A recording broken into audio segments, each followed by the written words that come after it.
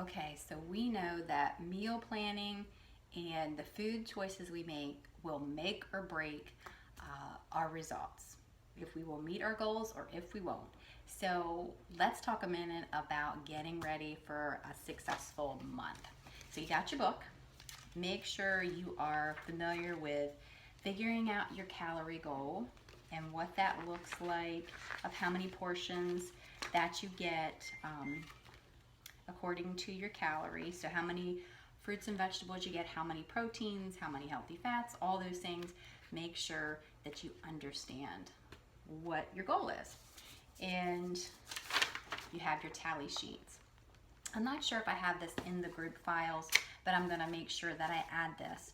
But it's also in the back of your book, but it's kind of small and there's not much, not many pages in this. So this is another resource.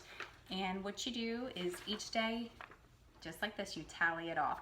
So this is how many of the different containers I can get. So I have my goal for 4 green, and every time I have a green, I check it off at each meal, and every time I have a red or a purple with a fruit, I check it off. So know what you're shooting for, have a tally sheet. There's also an app that you can download to also keep up with your tallies, but whatever works for you, just track your food, because all those little bites and nibbles and extra treats, they add up so quick. You need to balance it out and track everything. So track everything. But before you can track anything, you've got to plan your food. So what works for me is I keep it pretty simple of the foods that I choose for the week. And I start out on a piece of paper. I think about the breakfast that I would like to have. I normally choose about 2 options normally for the week. And then I think about some lunches that I'd like to have. I write those ideas down, and dinners. So with dinners, a lot of times I'll plan 4 or 5 dinners, because we'll have leftovers one night and we'll go out to eat once or twice during the week. So I don't really need 7 meals for dinner, but that's just me. Maybe you do.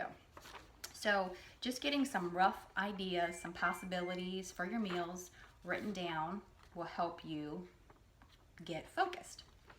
So after you have some ideas written down for your meals, I will schedule those out. So this is another document that I shared in our group, and it's broken down each day of the week. You can think about, okay, well, on this morning, I'm gonna have this for breakfast, I'm gonna have this for lunch. So it's all on a piece of paper. And with this, you can think about your kids maybe are gonna have you out late at night. So, just thinking about, well, you won't be able to spend an hour in the kitchen on that night, so you'll need to have leftovers. So it's just like a busy schedule I'm sure you already manage. Same thing with the meals, just thinking about how it works out during your week and getting those written down. And it's great really to plan 3 meals and like 1 or 2 snacks. Believe it or not, you do get a lot of containers and they do go far, and you should be able to work in some snacks and just figuring out areas of the day that you feel most hungry. So we figured out what we need.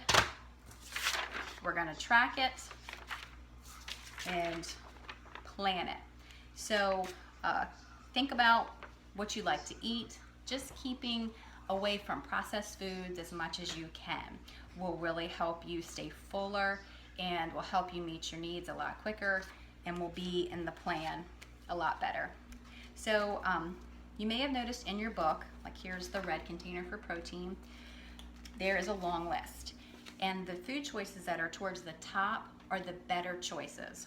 Not to say that turkey bacon is a bad choice, because that's at the bottom of the list, but I wouldn't have that every day. Or at least try not to. Whatever works, you just want to start somewhere, making healthy choices.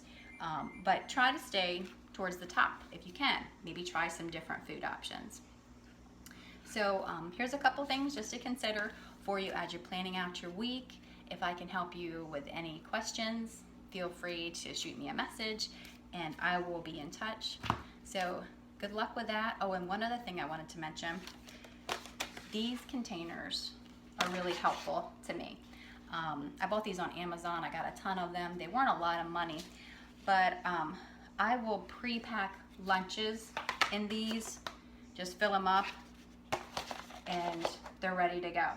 So if you choose to make like a crock pot recipe, excuse me, a lot of times I will cook chicken breast, like a pound or so, like from my lunches, and I can make all my lunches up for the week in these containers.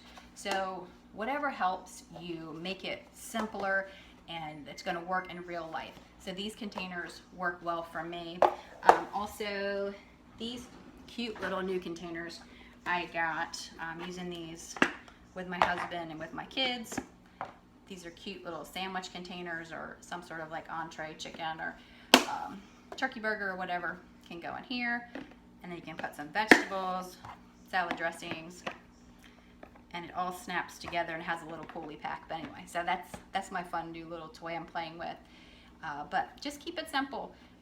Eating healthy doesn't have to cost a lot of money, doesn't have to be complicated, but there's a learning curve like with anything else. But just plan out what you need for the week so you don't spend a fortune on food that goes bad.